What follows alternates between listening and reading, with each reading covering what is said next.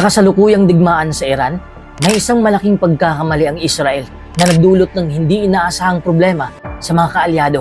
Ang nangyari ay may epekto hindi lang sa Iran, kundi sa buong mundo.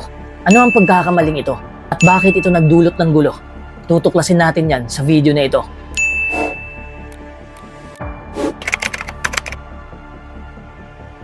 May isang malaking strategic mistake sa kasalukuyang digmaan sa Iran. Ang plano ng US ay palitan ang pamahalaan at kontrolin ang langis. Ang target naman ng Israel ay pahinain agad ang Iran at sirain ang kanilang military fuel supply. Sa una, tila parehong kaalyado, parehong may layunin. Pero dito nagsimula ang malaking problema. Ang mismong aksyon na ginawa ng Israel para pahinain ang Iran, gaya ng pagbomba sa kanilang oil facilities, ay nagdulot ng unexpected twist. Hindi lang naapektuhan ng Iran militarily, kundi nagkaroon din ng malaking epekto sa long-term strategy ng US para sa kontrol sa oil at ekonomiya. Oh no! At dito nagkakaroon ng tanong, paano mo makukontrol ang isang resource kung sinisira mo ito mismo? Sa susunod na segment, titingnan natin kung ano talaga ang plano ng US at bakit critical ang oil infrastructure sa kanilang strategy. Para sa US, ang pangunahing layunin nila sa Iran ay hindi lamang pangmilitar. Gusto nilang magkaroon ng bagong government sa Iran na pro-US. Bakit? Dahil kung pro-US ang government ng Iran, magkakaroon sila ng direktang access sa oil market. Makukontrol din nila ang economic flow at mapapalakas ang geopolitical influence sa rehiyon. Ang oil infrastructure ng Iran, tulad ng refineries, depots, pipelines, ay hindi lang simpleng pasilidad. Ito ang backbone o ito ang sumusuporta ng ekonomiya ng Iran. Wow! Kung masisira ito, mawawala rin ang halaga ng resource na gusto sanang kontrolin ng US. Kaya, para sa US, kailangang manatiling buo at operational ang mga pasilidad na ito hanggang sa maipatupad ang kanilang long-term plan. Kaya nga hindi tinarget ng US ang oil facilities ng Iran kasi gustong makontrol ito ng US. Mas nakatutok ang US sa military at nuclear-related targets gaya ng missile sites, command and control centers, nuclear research facilities. Layunin nilang pahinain ang military capability at nuclear threat ng Iran, hindi ang oil production. Ibig sabihin, habang gusto ng US na pahinain ang Iran sa digmaan, may limitasyon kung hanggang saan nila pwedeng sirain ang oil sector. Kung masisira ito ng sobra, mawawala ang pangunahing asset na plano nilang gamitin sa hinaharap. Ngayon, dito papasok ang problema. Hindi lahat ng kaalyado ng US ay sumusunod sa parehong long-term vision. Halimbawa na dyan ang Israel. May ibas lang priority. Gusto nilang pahinain agad ang military fuel at strategic depots ng Iran. Oh no! Sa susunod na segment, titingnan natin ang aksyon ng Israel at kung paano ito nagdala ng hindi inaasahang consequences sa parehong bansa at sa buong strategy ng US. Sa sobrang atat ng Israel na pabagsakin ng Iran, ginawa nila ang pinaka-radical na hakbang sa buong operasyon. Wow! Tinarget nila ang halos lahat ng oil facilities ng Iran, ang depots, refineries, at strategic fuel storage. Bakit?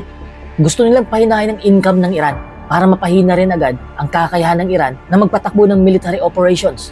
Sa pananaw ng Israel, bawat refinery na nasisira ay isang hakbang para masira ang kapasidad ng Iran na labanan sila. Oh no! Ang resulta, malawakang sunog, toxic smoke clouds sa paligid ng Iran, at malubhang pinsala sa mga oil depots.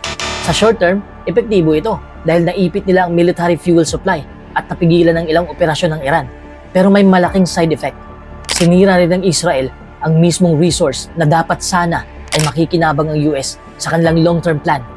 Dito lumalabas ang strategic irony ng sitwasyon. Ang aksyon na ginawa para palakasin ang short-term advantage ay sabay na nagkompromiso sa mas malaking plano ng kaalyado nilang US na nakatuon sa long-term control at economic leverage. At habang iniisip natin ang epekto nito, makikita natin sa susunod na segment kung paano nagbunga ang pagkakaiba ng priorities ng US at Israel sa mismong strategy at bakit ito itinuturing na isang malaking pagkakamali sa strategy. Dito talaga lumalabas ang malaking pagkakamali ng parehong US at Israel. Uulitin ko, ang Israel ay nakafocus sa immediate military advantage, ang pahinain agad ang Iran, targetin ang kanilang fuel supply, at sirain ang strategic depots. Sa kanilang pananaw, ito ang pinakamabilis na paraan para hadlangan ang kakayahan ng Iran na ipagpatuloy ang digmaan. Wow! Sa kabilang banda, ang US ay may mas pangmatagalang plano. Gusto nilang magkaroon ng kontrol sa oil at ekonomiya ng Iran pagkatapos ng regime change. Para magtagumpay ito, kailangan na manatiling buo at operational ang infrastructure ng langis, ang refineries, depots, pipelines upang ma-access nila ang resources sa long term. Ngunit nang ginawa ng Israel ang malawakang strike sa oil facilities, nagkaroon ng strategic paradox. Nakuha man ang short-term military advantage, nasira rin ang resource na mahalaga sa long-term plan ng US.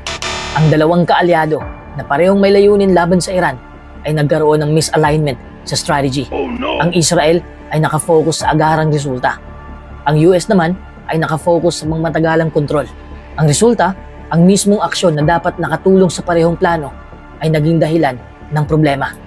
Ang irony, ang target na langis na dapat pinapakinabangan sa long term ay ngayon nasira na at nagdulot ito ng malawakang komplikasyon hindi lang sa Iran kundi pati sa US geopolitical strategy.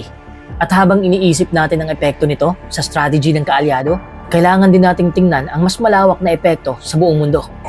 Paano naapektuhan ng pagkasira ng oil facilities ang presyo ng langis, trade routes, at seguridad sa Strait of Hormuz? Ito ang tatalakayin natin sa susunod na segment. Ang epekto ng pagkasira ng oil infrastructure sa Iran ay hindi lang lokal. Umaabot ito sa buong mundo. Dahil bumaba ang supply ng langis, tumaas agad ang presyo sa global market. Hindi lang ang mga bansa sa Middle East ang apektado, kundi pati ang mga bansang umaasa sa imported oil sa Asia, Europe at US. Kasabay nito, nagiging mas delikado ang pangunahing daanan ng langis mula sa Persian Gulf, ang Strait of Hormuz. Ang kahit maliit na tensyon dito ay agad nagdudulot ng pangamba sa shipping at international trade at nagbubukas ng posibilidad ng mas malawak pang economic disruption. Sa ganitong paraan, ang mismong strategy na dapat nakatulong sa US para makontrol ang Iran at ang kanilang oil resources ay nagdulot ng unexpected global ripple effect, isang ironic twist ng digmaan. Ang tanong ngayon, paano haharapin ng mga kaalyado ang sitwasyong ito? Sa susunod na segment, titingnan natin ang takeaway at ang pinakamahalagang aral sa mismong pagkakamali ng strategy. Sa digmaan mga kaibigan, hindi lang bala ang pumapatay. Minsan, ang mismong strategy ang nagiging problema.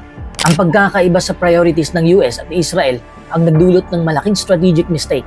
Habang ang Israel ay nakafocus sa mabilis na pagpapahina sa Iran, ang US naman ay nakafocus sa long-term control sa langis at ekonomiya. Sa huli, pareho silang naapektuhan.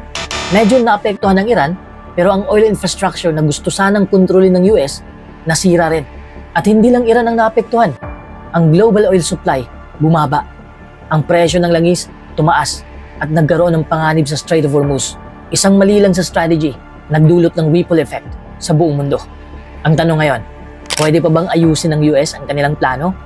O tuluyan ng nasayang ang pagkakataon? At paano ito magbabago sa dynamics ng Middle East sa susunod na mga buwan at taon? I-comment mo ang iyong opinion sa baba. Pag-usapan natin, malinaw na sa digmaan, hindi lang laban sa militar ang mahalaga.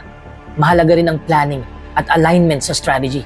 Kahit kaalyado, kung magkaiba ang priorities, pwede itong magdulot ng mas malaking problema kaysa sa mismong kalaban.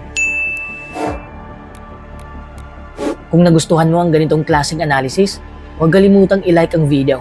Mag-subscribe sa channel natin at mag-follow ka na rin sa Facebook page natin para hindi ka mahuli sa mga susunod nating pagtalakay sa mga mahalagang pangyayari sa mundo.